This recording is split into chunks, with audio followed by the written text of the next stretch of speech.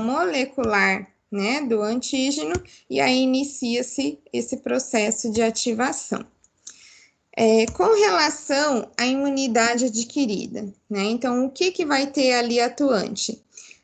Os receptores, né, para as células do tipo T e os receptores para as células do tipo B, tá? Então, esses receptores, eles vão agir, então, né, interligando de forma direta com esse antígeno, e ali na imunidade adquirida, como eu disse, já é um processo burocrático. Então, de uma célula que passa a ser ativada quando entra em contato com o antígeno, ela precisa informar a outras células, né, mandar o comando para que então inicie-se a produção de anticorpos, e ali esses anticorpos se ligam ao antígeno e inicia-se o processo de destruição. Ok? Então, na imunidade inata, como a gente viu, é um ataque instantâneo, né? Então, ele ocorre de forma imediata, não é um processo burocrático, né? E ele inicia-se logo ao passo que o agente agressor adentra o nosso organismo. Já que na imunidade adquirida, o ataque é demorado, né? Porque, né, as células da imunidade adquirida, elas precisam, né, que as células apresentadoras de antígenos mostrem, né, o delinquente ali, né, o meliante, perdão, e para fazer esse reconhecimento e posteriormente desenvolver o ataque. Então, em que momento inicia-se a imunidade adquirida? Né, quando finaliza-se a atuação da imunidade inata, né? Então, a imunidade inata não deu conta do recado, as células apresentadoras de antígenos vai, então, demonstrar àquele agente agressor a imunidade adquirida para ela, então, iniciar, né, esse ataque. Então, a gente pode dizer assim, prof, que a inata, ela já chega chegando, ela já chega batendo. E a imunidade adquirida, ela vai chamar socorro. Ela vai ver que tem uma briga, vai chamar socorro, vai pedir ajuda para as outras células, né? Mais ou menos isso resume, né? Tá, a adquirida, perdão, acho que eu confundi o que você falou. A inata, ela vai chegar já atacando, ela não vai nem perguntar, vai chegar atacando. Uhum. A adquirida, ela vai ter o reconhecimento e daí ela vai chamar socorro. Isso. Então, seria isso. Isso. Então, primeira linha de defesa é inata, né? Então, ela já vai chegar atacando, porém, como é uma resposta curta, né? Então, às vezes ela não dá conta do recado, né? Às vezes, dependendo do potencial de patogenicidade, né, do agente agressor, a proporção, né, a quantidade de agente agressor que invadiu o organismo, né? Então, depende de todos esses fatores. E pode ser que a imunidade inata não seja suficiente. E aí, as células apresentadoras de antígenos vão mostrar, né, esse agente agressor para a imunidade adquirida, vai falar, ó, não estamos dando conta, passamos a bola para você, né? E aí começa a ativar a imunidade adquirida, né? Então, é uma imunidade que o seu ataque é um pouco mais demorado, né? Ela ocorre por um período mais longo. Por quê? Precisa um linfócito mostrar o antígeno para o outro, para então ocorrer a ativação desses linfócitos, produzir anticorpos, né? E iniciar o ataque. Então, é uma imunidade mais demorada, porém ela tende a ser mais eficaz, ok? Então, qual é a diferença? Imunidade inata, olha só, não tem memória imunológica. Então, olha só, a partir do momento que entrou em contato aquela bactéria e a imunidade inata destrui aquela bactéria, pode ser que novamente o indivíduo entre em contato com aquela bactéria, mas não tem uma resposta de memória, porque ali nessa imunidade não tem produção de anticorpos. E ali o nosso organismo ele vai realizar todo o processo novamente, desde o início, para tentar inibir aquele agente agressor, tá? Não dando conta, passa para a imunidade adquirida. Já a imunidade adquirida, olha só, tem uma resposta de memória imunológica, graças ao quê? A produção de anticorpos. Então, qual que é a vantagem de ter a produção de anticorpos no nosso organismo? Uma vez produzido o anticorpo, ele é específico para aquele patógeno, né? E aí, uma vez formado, a gente vai ter esse anticorpo, né, sempre ali livre no nosso organismo, nos protegendo. Então, entrou em contato com uma bactéria, por exemplo, produziu anticorpos específicos contra aquela bactéria. Então, ela foi eliminada e o anticorpo ficou. Então, uma próxima vez que o nosso organismo entrar em contato com a mesma bactéria, né, então o paciente não vai adoecer, porque já tem aquela memória imunológica, vai reconhecer a bactéria e ela vai ser imediatamente destruída, né? Então, não precisa passar pelo processo burocrático, o paciente não vai ter sintomas, porque a destruição já vai ocorrer de forma imediata, ok? Então, imunidade inata, né? Então, nós temos células que promovem a fagocitose e temos a atuação ali do natural killer. E já na imunidade adquirida, nós temos os linfócitos, né? A atuação dos linfócitos propriamente dita. Então, para a gente diferenciar, na imunidade inata, nós temos a barreira que chamamos de física e barreira química. Então, quem são elas, né? Então, na barreira física, nós temos a pele, a tosse, o processo de micção, peristaltismo, o espirro, o vômito, a febre, né? Que a gente já falou um pouquinho sobre ela, e a presença, né, de micro-organismos que fazem parte da flora normal, né, de alguns sistemas. E com relação à barreira química, nós temos ali enzimas digestórias, o pH, né? Então, em cada região do nosso corpo, né, em cada órgão, tem um pH diferente. E, na maioria das vezes, esse pH nos protege, né, contra possíveis antígenos ali. Temos o sistema complemento, né, que é um conjunto ali, um complexo de proteínas. Temos as citocinas e proteínas plasmáticas ali que ficam circulantes. Então, um pouquinho de forma mais específica. Então, a barreira, né, de proteção que é a pele, é uma barreira física, ela é constituída, então, por tecido epitelial e ela é a nossa primeira barreira de defesa, né, contra antígenos. Então, quando a gente diz, né, tem um cortezinho, tem um ferimento, então se torna uma porta de entrada para o micro-organismo. Então, essa primeira linha de defesa foi rompida e ali se torna um acesso mais viável ao micro-organismo se adentrar e gerar, então, um processo infeccioso, ok? As fossas nasais, né? Então, qual é a importância? Para o processo de filtração. Então, os pelinhos que a gente apresenta lá na parte interna do nariz, eles não estão ali à toa. Não é só para deixar um aspecto, vamos dizer assim, feio. Tem gente até que faz o quê? Corta os pelinhos, né? Então, eles são benéficos, eles não estão ali à toa. Por quê? Eles nos promovem essa proteção que é o quê? De filtração de partículas mais grosseiras, evitando com que essas partículas adentrem o nosso pulmão, tá? Então, é uma barreira ali de defesa que tende a reter essas partículas maiores. A traqueia, né? Então, lá na traqueia, né, através das células, a gente estudou bastante ali no sistema respiratório, né? As células ciliadas, né? E a produção de muco, né? Então, qual que é a vantagem? Qual que é a forma de defesa?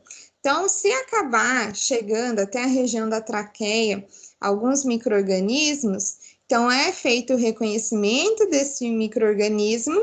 As células ciliadas, elas promovem o quê? Os batimentos do cílio, empurrando esse micro-organismo juntamente com o muco para ser expelido do nosso organismo, né? Então, uma forma de proteção também. Aqui, olha só, a lágrima e a saliva, né? Então, é muito importante, né, o processo de transpiração Por quê? Né? Quando a gente transpira, quando a gente sua, né?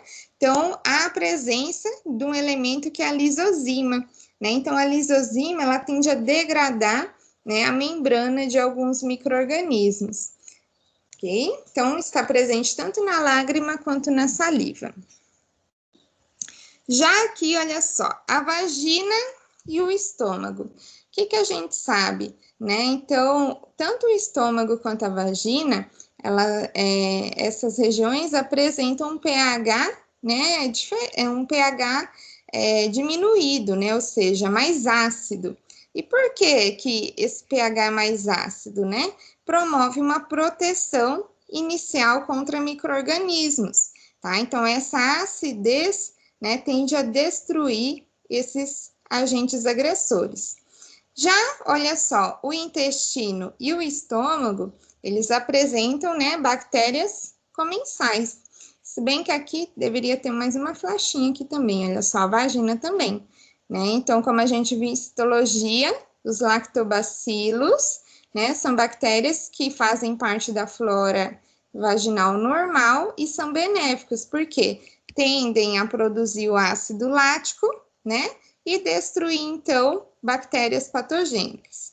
E aqui também, né, no estômago e no intestino, apresentam essas bactérias comensais que também promovem a proteção do meu organismo, né? Então, um conjunto ali de barreiras, né, que são naturais ao nosso corpo e fazem parte da imunidade inata. Ok, então olha só, aqui foi listado para vocês, né, os principais representantes do sistema imunológico. É claro que aqui não estão divididos em imunidade inata e adquirida, né? Eu só listei para vocês, né, terem ideia de quais células fazem parte do sistema imunológico. Então, temos neutrófilos, eosinófilos, basófilos, né? Monócito quando no vaso sanguíneo, macrófago quando no tecido, os linfócitos, né? Que temos ali o linfócito natural killer, linfócito B, o T, né? Que é subdividido em T regular, T citotóxico e T helper, e as células dendríticas, né? Que são células apresentadoras de antígeno. Então, todas essas células fazem parte, né, atuam ali no sistema imunológico do indivíduo. E quanto à sua subdivisão, né? Então, a imunidade inata. Quais células fazem parte? Então, nós vimos anteriormente os granulócitos, que se enquadram os eosinófilos, neutrófilos, basófilos e o linfócito natural killer. Por que é um granulócito? Porque este linfócito, de forma específica, apresenta grânulos no seu citoplasma, né? Porque o que a gente aprendeu? Linfócito não tem grânulo, né? Mas quais linfócitos? Linfócitos T e o B. Já o linfócito natural killer, ele apresenta granulação no citoplasma, ok? E ali, né, ainda fazendo parte da imunidade inata, nós temos o monócito, ok? Então, aqui, quanto à imunidade adquirida, nós temos a atuação de quem? De alguns agranulócitos, que são linfócito T e linfócito B, ok? Então, vamos lá, relembrando um pouquinho alguns termos, né? O que significa hematopoese mesmo? É a formação das células do sangue? Ao processo de formação de células do sangue, ok. Né? Então, todas essas células aqui que a gente mencionou, elas são produzidas onde? Lá na medula óssea, através do processo de hematopoese, ok? Então, a hematopoese, ela inicia-se através, né, da ativação da medula óssea por alguns hormônios, e ali vai ser, então, produzida, né, estruturadas todas essas células para que ocorra o processo de maturação e ela chegue, então, de forma funcional até a corrente sanguínea, ok?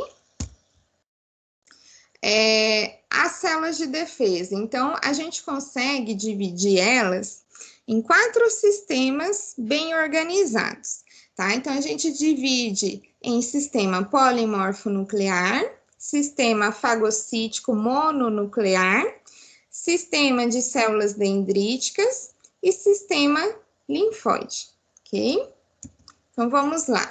Sistema polimorfonuclear. Então, quem faz parte desse sistema? Os granulócitos, tá? Então, aqui nós temos eosinófilo, neutrófilo e basófilo. E aqui, olha só, um desenho esquemático, né? De como se comporta a morfologia de cada uma dessas células. Olha só o que vem mostrando aqui o lembrete, né? Dos conceitos de coloração. Por que se chama eosinófilo, neutrófilo e basófilo? De acordo, né, com o pH das colorações, tá? Então, eosinófilo, porque o corante apresenta um pH ácido, né, ou acidófilo. Neutrófilo, porque tende a apresentar um pH próximo ao neutro. E basófilo, porque tende a apresentar um pH de coloração mais básica, tá? Então, por isso do nome, né, dessas células. Então, vamos lá, relembrando, né? Vocês já fazem até uma revisão do que a gente viu em hematologia. Então, olha só, neutrófilo, ele apresenta geralmente de 3 a 5 lóbulos, né? Então, em um paciente adulto saudável, é a célula que está em maior presença na corrente sanguínea, cerca ali de 55% a 60%, e é uma célula que está na linha de frente, né, das batalhas celulares. Então, ela tem uma alta participação, né, quando há uma infecção bacteriana. Então, quando a infecção é de origem provocada por bactérias, então o neutrófilo ele é especializado em fazer o quê? A fagocitose dessas bactérias. Por isso que a gente diz, quando o paciente tem uma neutrofilia, que é o aumento do número de neutrófilos, é muito sugestivo de infecção de origem bacteriana, tá? Mas é sempre esse termo, sugestivo, né? Porque o hemograma que faz essa avaliação não confirma diagnóstico, né? Nos dá um norte do que pode estar acontecendo. E aí o médico solicita, né, exames complementares. Então, o neutrófilo, ele é especializado em fagocitose, tá? Ele geralmente é a primeira linha de defesa ali nos processos inflamatórios e ele tende, então, a fazer o ataque desse micro-organismo que é a bactéria, tá? E de que forma ele vai destruir essa bactéria? Então, olha só, conseguem ver? Essa granulação que está presente no citoplasma, ela é constituída por mieloperoxidases, né? Então, através da liberação de lisozimas, começa a liberar o quê? Né? Esses grânulos para o meio externo, ou no momento em que a bactéria é fagocitada, ocorre a degranulação dentro ali do neutrófilo e começa a fazer a lise, a quebra, né, e o processo oxidativo, né, da membrana ali do patógeno. Então, inicia-se o processo de destruição dessa forma e, ao mesmo passo em que ocorre a degranulação, essas substâncias, elas atuam como opsonização, elas atuam no processo de opsonização. Então, o que significa mesmo a opsonização?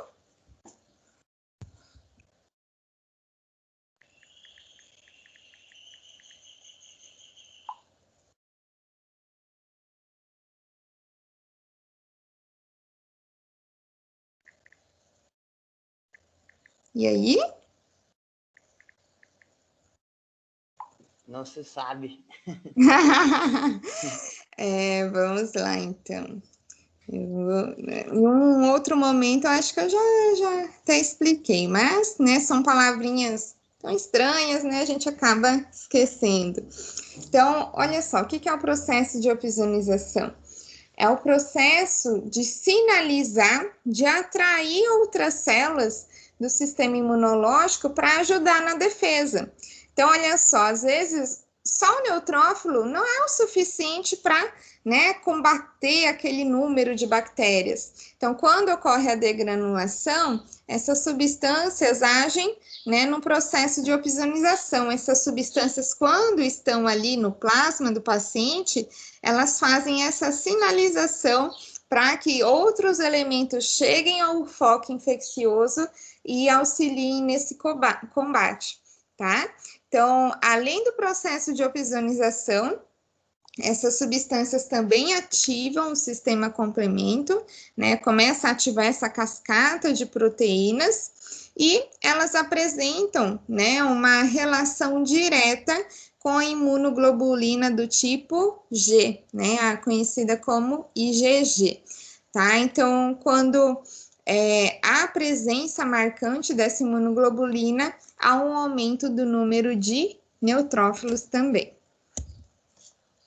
Ok, então vamos falar agora um pouquinho sobre o basófilo, né? Então, é essa célula, né, que tem como presença marcante esses grânulos grosseiros, né, mais intensos. Oi? Não, eu só estava lendo aqui, eu fui procurar no Google aqui o que é opsonização. Ele funciona mais ou menos como um catalisador que acelera o processo de fagocitose, é isso que eu entendi? Isso, né? Por que que ele acelera? Porque ele chama outras células, né, para ajudar nessa defesa. Então, por exemplo, chega mais monócito, é ativado o sistema complemento do indivíduo, né? Então, é como se fosse um processo de atração, né? De chamada de outras células para aquele foco infeccioso. Tá? Então, é ativada algumas moléculas, né, e é encaminhada à região algumas células para auxiliar nessa defesa. Ok. Tá? Ok, então, basófilo, né? Então, essa célula que apresenta grânulos bem grosseiros, olha só a diferença de grânulos, né? Mais intensos, muitas vezes tende a recobrir o núcleo da célula e a gente apresenta até dificuldade em visualizar esse núcleo, tá? Então, está presente em pouca quantidade no sangue do paciente, apenas ali de 0,5 a 1%, e grande parte, então, está presente, né, no tecido do indivíduo, por isso, dessa concentração mínima ali nos vasos, e é um principal desencadeador da inflamação, tá? Então, o que que a gente não pode confundir? Não é um fagócito, tá? Então, ele não faz fagocitose. Como que ele vai atuar, tá? Então, ele vai ser responsável, né, por desencadear a reação de hipersensibilidade do tipo 1. Não se preocupem, né, nessa disciplina nós vamos ter uma aula só para falar sobre a reação de hipersensibilidade e os seus tipos, tá? Então, ele vai ativar, né, ele vai ser o responsável por desencadear essa reação, que nada mais é do que uma reação, vamos dizer assim, que se assemelha a um quadro alérgico. Tá? Por quê? A presença desses grânulos, quando ele ocorre a degranulação, passa a liberar ali no plasma, olha só, alguns elementos. Entre eles, nós temos a histamina. Então, por isso, quando ocorre a degranulação do basófilo, inicia-se a ativação da reação de hipersensibilidade. E o paciente passa a desenvolver, né, quadros que se assemelham a quadros alérgenos. Né? Então, o agente agressor, né, não é somente um micro-organismo. Né? Então, se o paciente tem uma hipersensibilidade, por exemplo, ao pelo de gato, né? Então, o pelo de gato se torna um agente agressor.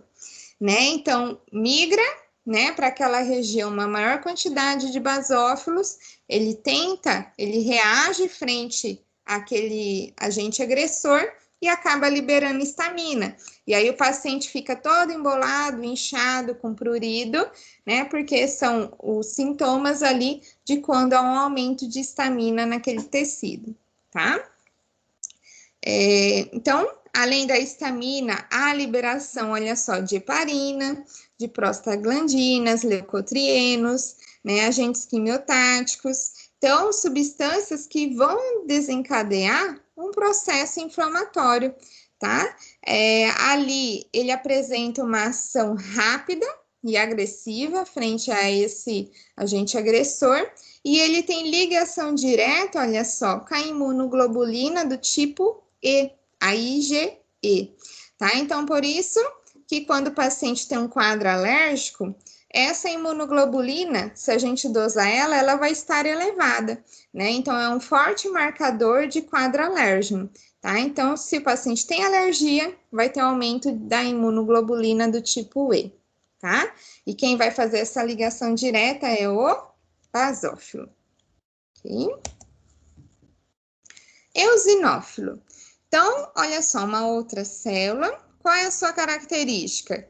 Geralmente, ela apresenta 2 lóbulos, tá? Geralmente. Então, o nosso organismo, a gente diz assim, nem sempre e nem nunca, tá? Então, não há regras. O que a gente observa? O que geralmente acostumamos visualizar, tá? Então, pode ser que a gente visualize um eosinófilo com 3 lóbulos, mas de costume a gente encontra 2, tá? É até importante essa aula, que já é uma revisãozinha ali para vocês iniciarem um estágio, né? Quanto à parte ali de hematologia. Ok, então, está em pouca quantidade também ali no sangue, tá? Cerca de 3% normalmente. A sua presença de forma aumentada é muito sugestivo de infecção parasitária, tá? Então, quando o paciente tem uma eosinofilia, aumento do número de eosinófilo, a gente pensa em infecção parasitária, ou pode ser também uma reação alérgica, tá? Então, ocorre o quê? Né? A degranulação, tá? Desses grânulos citoplasmáticos, e ali atua frente à histamina, tá? Então, quando o paciente tem um quadro alérgico, o que a gente viu? Há um aumento da liberação de histamina naquele tecido. E ali, o eosinófilo chega ao local de forma a cancelar esse efeito da histamina, tá? E ali ele vai ativar algumas moléculas para tentar controlar esse efeito alérgico, tá? Então, é sugestivo de quadro alérgico por ter uma maior presença com a intenção de cancelar esse efeito da histamina, e também por ter uma ação frente ao parasita, né? Então, através da degranulação do eosinófilo, libera substâncias tóxicas que tendem a agredir o parasita, o vermezinho ali que pode estar presente. Tudo bem?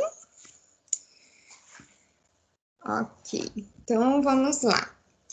Falamos sobre qual sistema, então? Sistema polimorfo nuclear. Agora nós vamos falar sobre o sistema fagocítico mononuclear, tá? Então, nós temos ali o principal representante, que é o monócito. Então, quem que é o monócito? Tá? Então, é uma célula, né, que é altamente especializada em fagocitar, né? Ela foi criada para comer, para envolver partículas estranhas e eliminá-las. O monócito está presente ali, em média, cerca de 6,5% a 7%, né, entre as células fluídas ali no sangue periférico, e ele está presente em diversos tipos de infecções. Então, por exemplo, diferente da neutrofilia, aumento do número de neutrófilos é indicativo de infecção bacteriana. O aumento do número de monócito é sugestivo de infecção, mas não se tem ideia de que tipo. Então, pode ser infecção fúngica, bacteriana, viral. Então, por isso que ele é considerado um dos melhores fagócitos. Ele fagocita tudo, né? Não somente um tipo determinado ali de agente agressor, tá? Além do processo de fagocitose, como eu já havia dito, é uma célula também apresentadora de antígeno, tá? Então, ela também reconhece um antígeno e apresenta esse antígeno ao sistema imunológico do paciente. Então, olha só, é responsável por desencadear o quadro febril ao paciente e ele é um facilitador da diapedese. E aí, se lembram desse termo? O que é a diapedese mesmo? Quando as células de defesa saem do sangue para o tecido, né, prof? Ah, que joinha, isso mesmo. Tá? Então, diapedese é o processo, né, em que aquela célula, ela promove um rolamento ali, né, no tecido epitelial, até encontrar um espacinho que ela consiga adentrar, e ali do sangue ela passa, então, a habitar o tecido do indivíduo, tá? Então, é esse processo de transição da corrente sanguínea para o tecido, tá? Então, o monócito é um grande facilitador. O monócito também estimula a ativação do linfócito TCD4 e, assim, aqui, algumas literaturas trazem que o monócito tem um formato de rim, né? Como mostra aqui no desenho. Mas eu trouxe aqui só para sinalizar para vocês que algumas literaturas trazem isso. Mas na prática, gente, é diferente. O monócito, ele não vai ter sempre esse formato.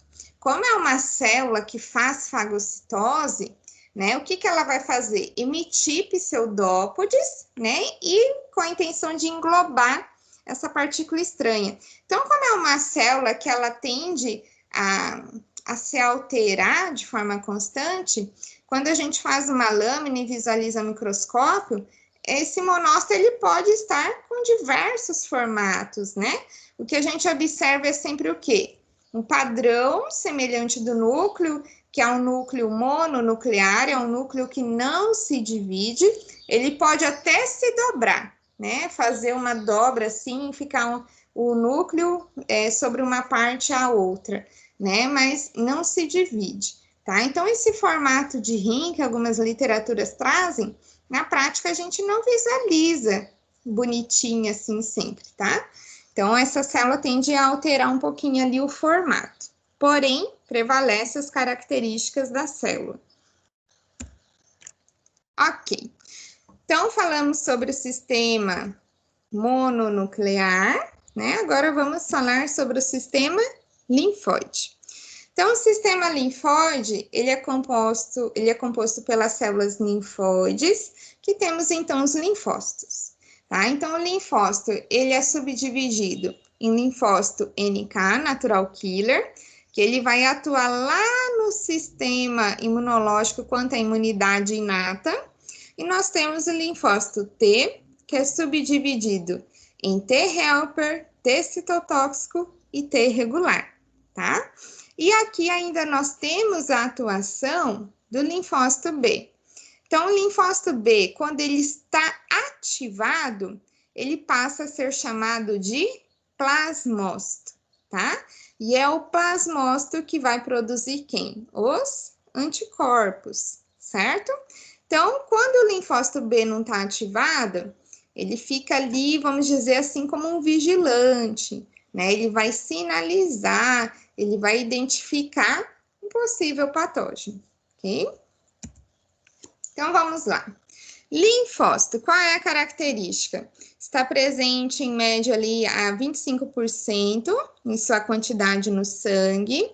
Ele apresenta, então, diversas funções, né, quanto ao sistema imunológico do paciente. Ele representa tanto a força do sistema da imunidade adquirida, quanto vocês viram que alguns linfócitos fazem parte da imunidade inata também, tá? E ali, eles existem, né, em 3 tipos principais de linfócitos quanto à imunidade adquirida. Então, olha só, linfócito T helper. Então, o T helper, ele apresenta o que na sua membrana externa? O receptor CD4. Por isso que ele também é conhecido como linfócito TCD4, tá? E qual que é a função desse linfócito T helper? ele é considerado general do sistema imunológico, né? Vamos dizer assim, ó, o manda-chuva é o comandante, tá? E é ele quem vai mandar, né, essas mensagens de ordem, né, para o restante da célula. Então, a função dele é mandar, tá? E aí ele vai produzir, né, citocinas que vão sinalizar a resposta imunológica. Então, é dessa forma que ele comanda, né? Ele produzindo essas citocinas vão sinalizar as demais células, né, falando, olha, as demais células de defesa podem vir aqui que tem um agente agressor, ok? Então, também tende a induzir a ativação, né, e o crescimento ali de diversas células, como, por exemplo, o linfócito T citotóxico, regular, linfócito B, macrófagos e assim por diante, né, sinalizando as demais células. Ok, linfócito T citotóxico. Então, o linfócito T citotóxico, lá na sua membrana, ele vai apresentar o receptor CD8. Por isso, também é denominado TCD8, ok? Então, qual é a função dele? Ele vai reconhecer o complexo MHC. O que é isso? Complexo principal de histocompatibilidade.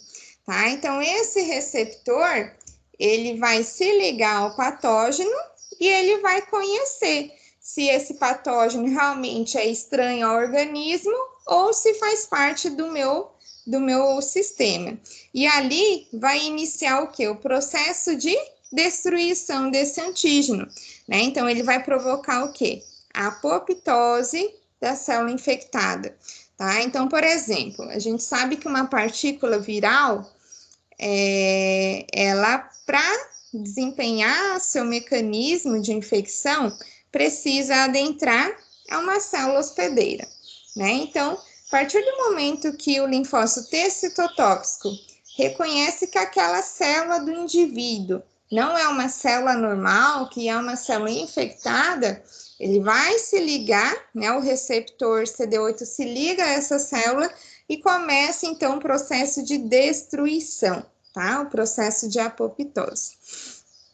Então, esse linfócito também está presente ali na reação de hipersensibilidade, porém, na reação de hipersensibilidade do tipo 4, né? Em que faz essa destruição celular. Ok. Aqui nós temos... Alguma pergunta? Tudo certo? Pensei que alguém tinha chamado. Então, o linfócito T regular, qual é a diferença dele, tá? O linfócito T regular, ele apresenta dois receptores, o CD8 e o CD3. Então, qual é a função do linfócito T regular? Ele é responsável pela inibição da resposta imunológica. Então, observem vocês, até então a gente está vendo o quê? Sinalização, ataque, destruição. Em um dado momento, né, toda essa guerra tem que parar, né? E quem que para a guerra? O linfócito T regular, tá? Então, ele vai fazer essa inibição da ativação de respostas a esse ataque e ele participa de forma direta no processo de tolerância imunológica, né? Então, por exemplo, quando um paciente recebe um transplante, né? Então, ele vai receber um rim, né, que foi doado, e ali pode ocorrer uma rejeição do tecido, né? O organismo passar a não reconhecer como fazendo parte do seu sistema. E aí o linfócito T regular, ele auxilia, né, nesse processo ali de reconhecimento, de tolerância imunológica, tá? Então, é um linfócito que está ali atuante também. Tudo bem com os linfócitos T? Antes de ir para o B? Sim. E se vocês ficam quietinhos, eu entendo que tá tudo jóia, tá? Então, qualquer coisa, dá uns gritos aí. Então, linfócito B, tá? Então, o linfócito B, ele auxilia, né, nesse processo humoral, no ataque humoral. Por quê? Porque ele produz, né, quando ele está ativado, ele produz anticorpos. Então, quando a gente fala de imunidade do tipo humoral, é uma imunidade em que não se fala mais sobre células, mas falamos sobre moléculas, né? Alguns elementos que vão estar fluindo ali no corpo do paciente, tá? Então, um deles é a presença de anticorpos. Então, o linfócito B também é uma célula apresentadora de antígeno, né? Então, quando ela está ali em repouso, né? É uma célula vigilante, né? Ela está observando, né? Se o fluxo está normal ou se tem, né? Um agente ali agressor, tá?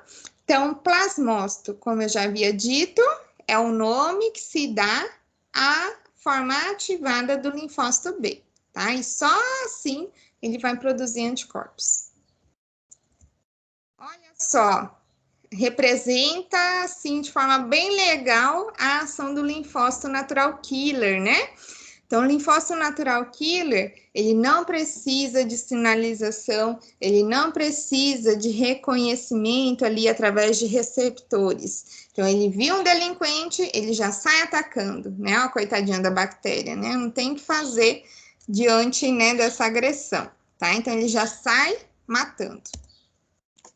Então, é uma célula, né, que tem uma especialidade que é conhecida como assassina natural, né?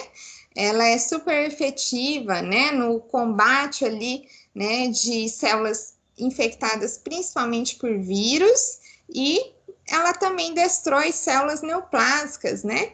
Então, no nosso organismo, quando vai ocorrendo a formação de uma célula, né, que não é compatível à normalidade, que é considerada uma célula, vamos dizer assim, maligna, né? Então, o linfócito natural killer reconhece que é uma célula alterada e ele vai ali e destrói aquela célula, tá? Então, claro que isso vai depender, né, da agressividade da célula maligna, na proporção em que ela está sendo produzida, tá? Mas, normalmente, há produção de células que não são normais no nosso corpo, por diversos fatores, e esse linfócito, graças a Deus, temos ele, e ele tende a eliminar essa célula, ok?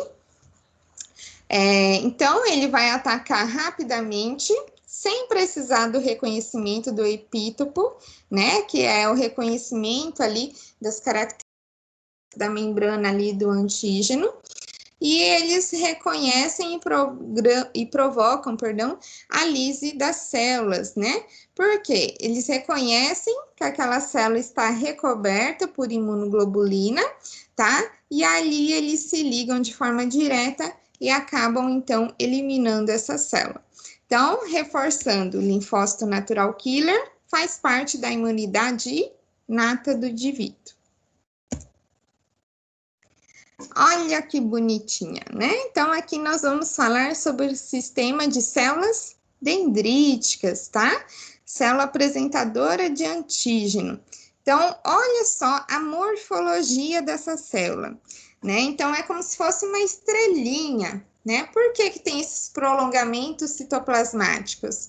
Justamente para capturar, né, o antígeno e mostrar esse antígeno para os linfócitos, né? Então, por isso que é uma célula apresentadora de antígeno, né? Não significa que ela vai fagocitar e destruir, né? O que que ela vai fazer? Encaminhar o antígeno até os linfócitos, ok? Então, ela é super efetiva, né? Quando se tem uma presença ali de contaminação bacteriana, viral e outros corpos estranhos, tá? Então, esses prolongamentos, como vocês sabem, são chamados de pseudópodes, né? Então, eles são grandes assim, para poder agarrar, para poder abraçar o antígeno presente, ok? Aqui, nós temos, então, uma revisão de todas essas células, então, mostrando a forma, né, do núcleo de cada uma dessas células, a quantidade delas presentes no sangue e, de forma resumida, a função de cada uma, né, auxilia até ali na hora de estudar, né, de forma mais facilitada. Ok, tudo bem? Podemos seguir? Nenhuma dúvida? Bem, não tá, não. Tá, não? Mas vocês estão compreendendo o processo, né? Assim. Não, assim, explicando assim, cada um separadamente, sim. Agora, pegar, estudar e falar o que é cada um, aí complica. Não, mas assim, aos pouquinhos vai indo, né? Então, entendendo como tudo isso ocorre, né? Por mais que tenham nomes diferentes, nomes que às vezes são complicados, aí a gente entendendo o que significa, a gente entende o processo por um todo, né? E tudo isso é muito rápido, né? Tudo isso ocorre de forma conjunta, né? É uma ativação constante que, né? Tá ali uma ligada diretamente à outra, quando viu já aconteceu, né? Então é tudo muito rápido. Não é um sistema assim, a gente separa para poder explicar de forma didática, né? Para melhor compreensão. Porém, tudo isso ocorre de forma conjunta, né? Então vamos lá. Vamos falar brevemente sobre o que é o sistema complemento, né? Então, o sistema complemento é um grupo de aproximadamente 30 proteínas, e essas proteínas vão auxiliar de forma direta no sistema imunológico do indivíduo com diversas funções, tá? Então, quais são essas funções? Temos 4 principais, tá? Então, o sistema complemento está relacionado à anafilaxia, tá? Está relacionada à retirada de imunocomponentes do sangue, com a lise celular, ou seja, a quebra, destruição celular, e o processo de opsonização, tá? Então, as principais funções desse sistema. Então, vamos lá. Esse sistema, então, ele é subdividido em 3 vias, tá? Então, quando a gente fala de sistema complemento, nós temos a via clássica, a via alternativa e a via lectina, certo? Então, vamos falar sobre cada uma. Via clássica. Então, a via clássica, ela vem a representar a imunidade adquirida. Por quê? Ali a gente tem a presença de imunoglobulinas. Então, imunoglobulina é a mesma coisa que anticorpo, certo? Então, na via clássica, principal característica é a presença da proteína C1 e é ativada, então, por meio da presença da imunoglobulina do tipo M e do tipo G, tá? Em suas frações 1, 2 e 3. Então, na via clássica, essa via ela é ativada pela presença dessa proteína C1, que ela vai ser acionada pela presença dessas 2 imunoglobulinas, tá? E aí inicia-se essa ativação da cascata.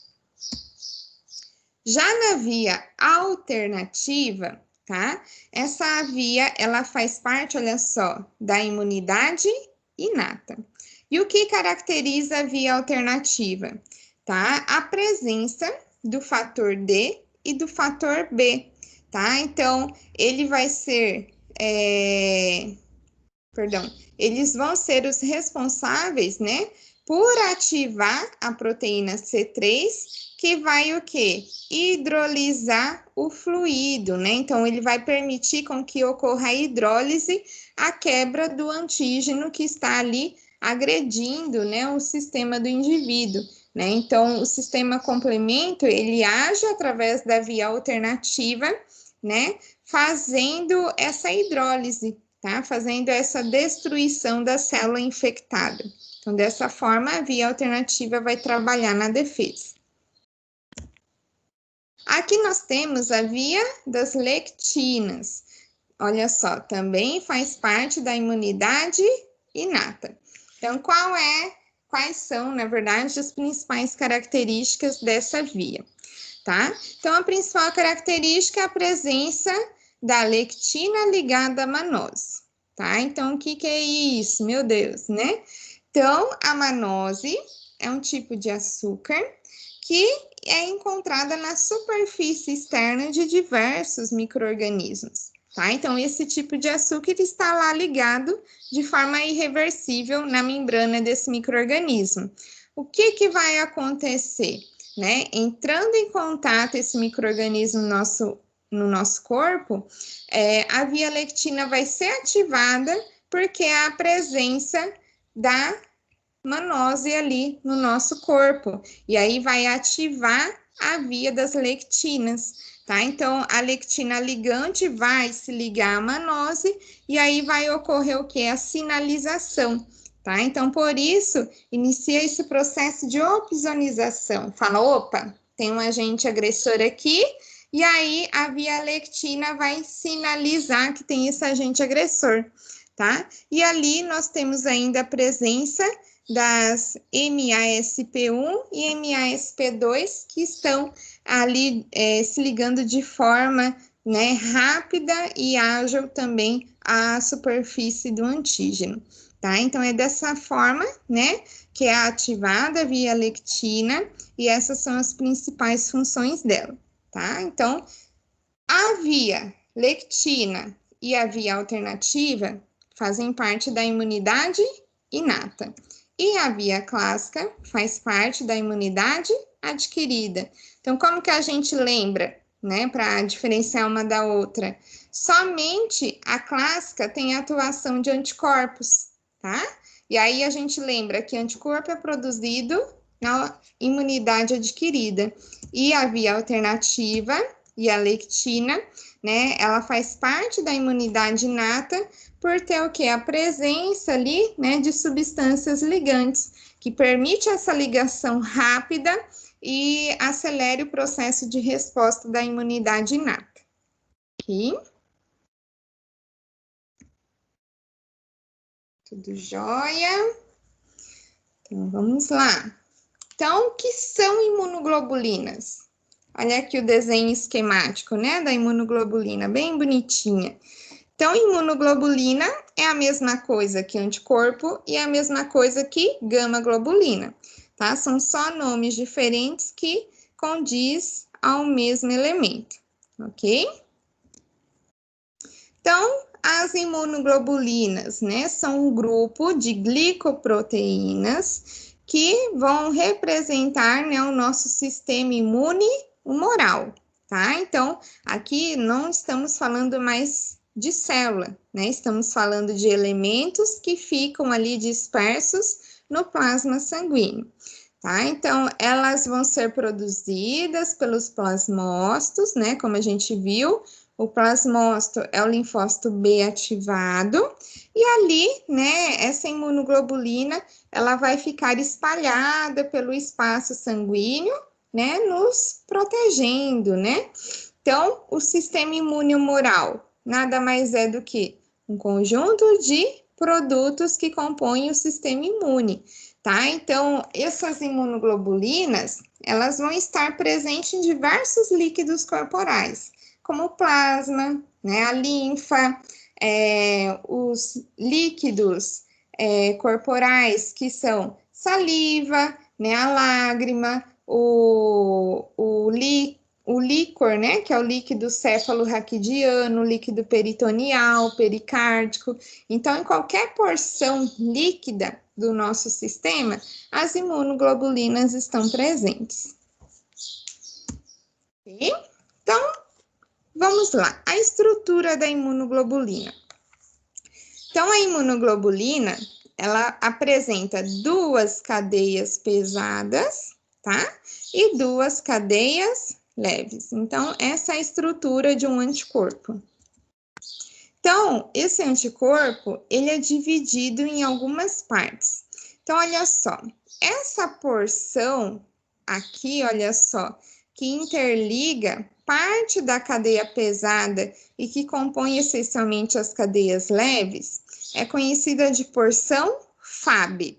Então, essa porção Fab é uma porção variável, tá? Então, ela consegue se ligar aos diversos antígenos.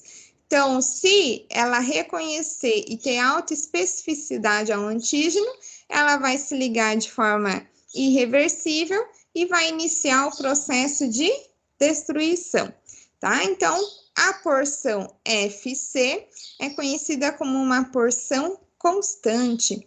Então, é essa porção que vai se ligar ao receptor da célula do indivíduo, né, e fazer essa ligação entre a célula e entre o antígeno, ok? Então, olha só, quanto ainda à estrutura, né? Então, aqui vem listado, né, os tipos de imunoglobulinas que existem, tá? Então, na porção leve, nós temos quem? A imunoglobulina do tipo lambda e do tipo kappa. Já na porção constante pesada, nós temos quem? Olha só, uma gama maior de imunoglobulinas. Então, na porção constante pesada, né, nessa porção aqui, nós temos quem? Imunoglobulina do tipo gama, imunoglobulina do tipo alfa, do tipo mu e do tipo delta, principalmente. São as mais atuantes no sistema imunológico. Então, por isso, é classificado como IgG, porque é a porção gama, começa com G. IgA, porque a porção é alfa, né, começa com A. Porção mu, né, IgM, porque começa com a letra M. E IgD, porque a porção delta começa com a letra D, tá? Então, as denominações, né, se dão devido à característica do tipo de imunoglobulina, ok? Certo? E cada uma apresenta uma função específica. Mais à frente, nós vamos falar sobre essas funções em outro momento, tá? Então, aqui é um resuminho, né, sobre a resposta imune humoral, primária e secundária, tá? Então, resposta primária é a mesma coisa que resposta da imunidade inata. E resposta secundária é a mesma coisa que resposta adquirida, tá? Então, olha só a diferença.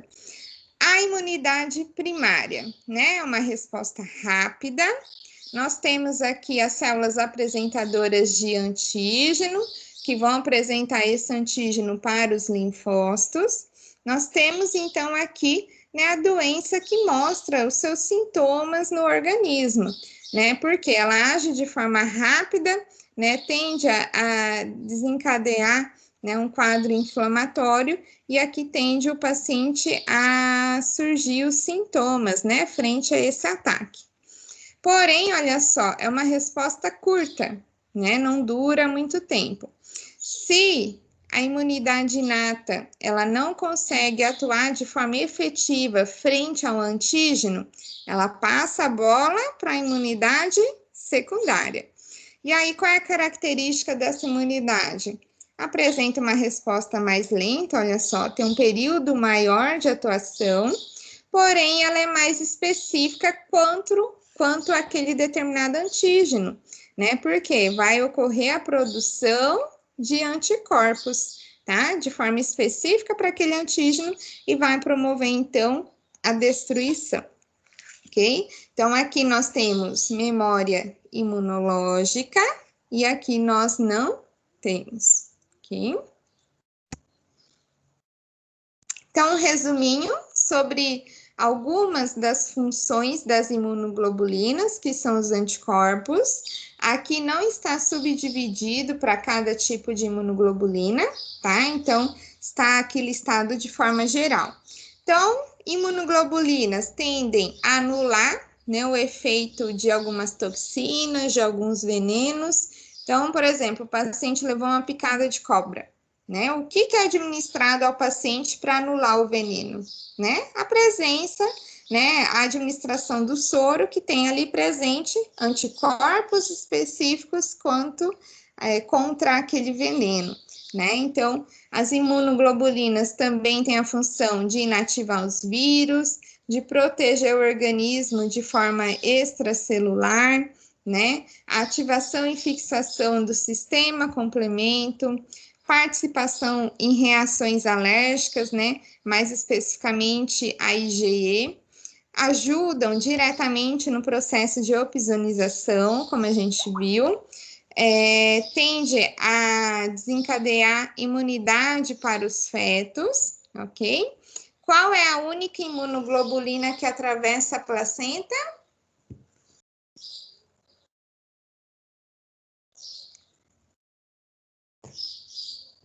Qual é o único anticorpo que consegue atravessar a placenta e conferir imunidade ao feto? IgG. IgG, tá? É a única imunoglobulina que consegue atravessar a barreira placentária e conferir essa imunidade ao feto. Ok, isso mesmo. Promove participação em reações autoimunes e ali tende a apresentar citotoxicidade celular dependente a antígeno, né? Conhecido como ADCC. Ok? Então, diversas funções, né? Então, aqui é só uma revisão, né, sobre as imunoglobulinas, quanto a sua estrutura, né, morfológica, sua composição. Então, aqui, imunoglobulina, mesma coisa que anticorpo, mesma coisa que gama-globulina. Então, o que são globulinas? Né? Conjuntos de glicoproteínas. Então, são formadas por duas cadeias pesadas, duas cadeias leves, né? Então, há uma subclassificação dessas cadeias, né? E aqui a gente, como a gente viu, a porção FAB e a porção FC. Porção FC, ela é constante, né? E a porção FAB, ela é variável, tá? E ela que se encaixa ao antígeno. Já a porção FC se encaixa na célula. Aqui uma revisãozinha, novamente, sobre a resposta imune primária e secundária, né? A diferença de uma para outra, que a gente já falou bastante, né? Opa, voltei.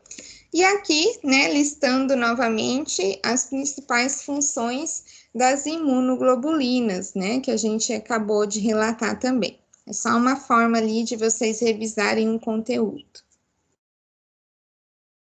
E aí, gente? Ficou legal, prof, esses slides, tipo, explicou tudo e depois veio com uma revisão, assim, mais enxuta, né? Ficou bem melhor. Sim, é para ajudar, né? Assim, algo bem dinâmico, né? Bem didático, assim, para ajudar, porque quando fala em imunologia, os alunos chegam a arrepiar, né? Então, assim, é um pouco complexo, realmente, mas nada tão impossível, assim, da gente aprender, né? Então, exige um pouquinho ali de dedicação apenas, né? Então, gente, vou pedir que vocês façam a leitura da sessão 1.1, que é o que a gente trabalhou hoje, tá?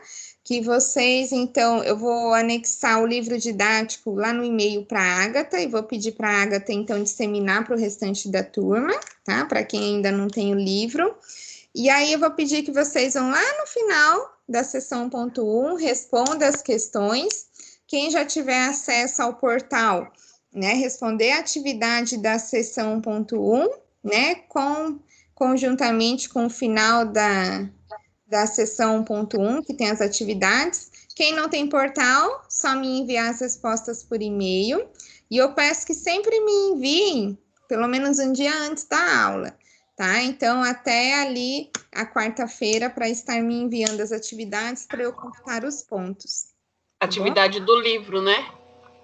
Do livro e também realizar o portal, né? Então, lá na sessão 1.1, né? Quem tem acesso, poder responder o portal, tá? Quem não tem portal ainda, só focar ali no final da sessão, né? E responder as atividades. Do livro são só aquelas 3 de sempre? Deixa eu só conferir quantas são. Deixa eu ver também, acho que são Alguém 3. manda o livro. Professor, essa aula você vai disponibilizar ela no portal gravada? Sim, sim. Uhum. Mandem o livro, porque tem gente sem portal. Vou mandar. Uhum. Obrigada. Deixa eu só conferir quantas atividades, porque dependendo do livro didático, tem umas que tem 7 atividades, outras só 3. Aqui eu não me atentei quantas são, deixa eu ver.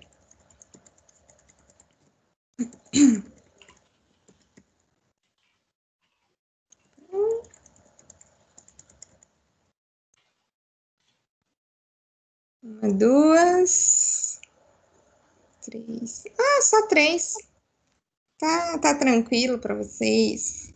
Tá? Então, faça a leitura prévia da sessão ponto 1, responda essas 3 questões. Na próxima aula, a gente já começa corrigindo as questões, tirando dúvidas. E aí, eu peço, por favor, leiam também com antecedência a sessão 1.2, já para vocês chegarem com dúvidas acerca do próximo conteúdo. Tá bom? Ô, Keila. Sim? Eu posso te enviar ali pelo portal do e-mail, do portal Minha Mensagens, e escrever assim, resposta um tal certinho, ou preciso tirar foto, marcar com... Não, só colocar a resposta, não precisa copiar o enunciado também não, tá? Só a resposta. Tá bom. Tá bom? Uhum. Então, gente, por hoje é isso, tá? Então, qualquer dúvida, é só reforçando. Prof, Oi? você consegue disponibilizar esse slide também no e-mail? Sim, vou disponibilizar também os slides, tá? Ah, Todo o material. o da próxima aula, prof, também consegue disponibilizar para a gente já ir estudando? Uhum. Eu só quero fazer uma atualização no slide da próxima aula, só não vou conseguir enviar ainda hoje, mas eu vou enviar com antecedência sim, tá? Uhum. Que daí a gente já vai, igual eu gosto sempre de já anotar, porque daí depois eu só presto atenção na explicação. Tá jóia, então. Tá? Eu só vou fazer uma atualização, assim que eu finalizar a atualização, eu envio para vocês. Eu já dei essa disciplina para outras turmas, mas eu gosto de sempre mudar uma coisinha ali, tá bom? Deixar mais fácil, né, prof? Ou acrescentar mais coisa. Tá mais para acrescentar. Então tá jóia, gente. Então, um ótimo dia para vocês, um bom final de semana. Já tá próximo ali o final de semana, né? E a gente se vê. Tudo bom, pessoal? Tchau, tchau. Tchau, tchau. Obrigado. Bom feriado. Tchau. Verdade. Obrigada para vocês também.